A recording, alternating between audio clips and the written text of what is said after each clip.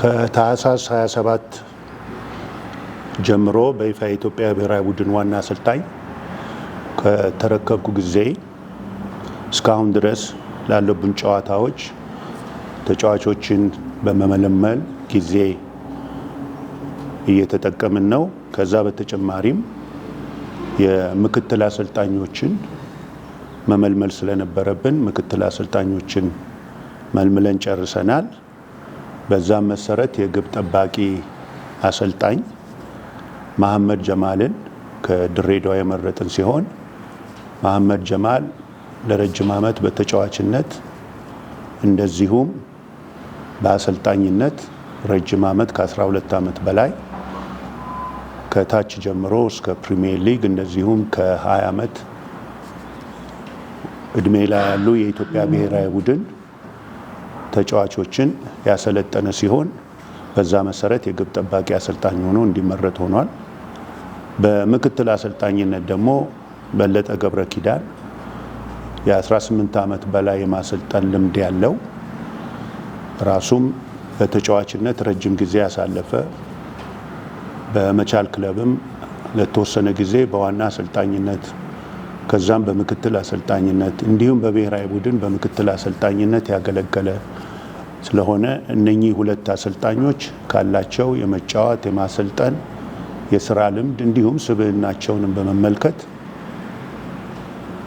ለብሔራዊ ቡድን ዋና በምክትል አሰልጣኝነት እንዲመረጡ ሆኗል። በሶስተኛ ደረጃ እንግዲህ እየሰራን ያለነው ስራ ስለ ተጋጣሚያችን ሳኦ ቶሜ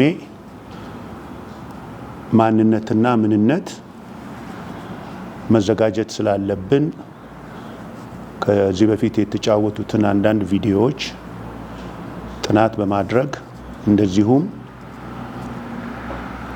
ልናገኝ የምንችለውን ዳታዎች በማሰባሰብ ለሚቀጥለው ጨዋታችን ምን ማድረግ እንዳለብን ፕላን እያወጣን ነው። አሁን ትላንትና ባደረግነው የመጨረሻ ምልመላ 23 ለብሔራዊ ቡድን የሚሆኑ ተጫዋቾችን መርጠን ጨርሰናል። በግብ ጠባቂዎች 3 የመረጥን ሲሆን አቡበከር ኑራ ኢትዮጵያ መድን፣ ፍሬው ጌታሁን ድሬዳዋ ከተማ፣ ሰይድ ሀብታሙ ሐዋሳ ከተማ፣ ተከላካዮች አለም ብርሃን ይግዛው መቻል፣ አስራት ቶንጆ ድሬዳዋ ከተማ፣ ያሬድ ካሳዬ ኢትዮጵያ መድን፣ አብዱሰላም ዩሱፍ ድሬዳዋ ከተማ፣ ያሬድ ባዬ ሲዳማ ቡና፣ ራንኬል ጀምስ ኢትዮጵያ ቡና፣ ምኞት ደበበ ፋሲል ከነማ፣ ግሩም ሀጎስ መቻል። አማካዮች ሀብታሙ ተከስተ ፋሲል ከነማ፣ ጋቶች ፓኖም አል አረቢ ሳውዲ አረቢያ፣ ብሩክ እንዳለ ወልዋሎ አዲግራት ዩኒቨርሲቲ፣ ብዙአየሁ ሰይፉ አዳማ ከተማ፣ ወገኔ ገዛሃኝ ኢትዮጵያ መድን፣ ቢንያም አይተን አዳማ ከተማ። አጥቂዎች ቸርነት ጉግሳ መቻል፣ መስፍን ታፈሰ ሲዳማ ቡና፣ አቡበከር ሳኒ አዳማ ከተማ፣ ከቤ ብዙነ ነገሌ አርሲ፣ አቤል ያለው ሲዳማ ቡና እንደዚሁም ከነአን ማርክነ አልሸባብ ከኦማን ናቸው።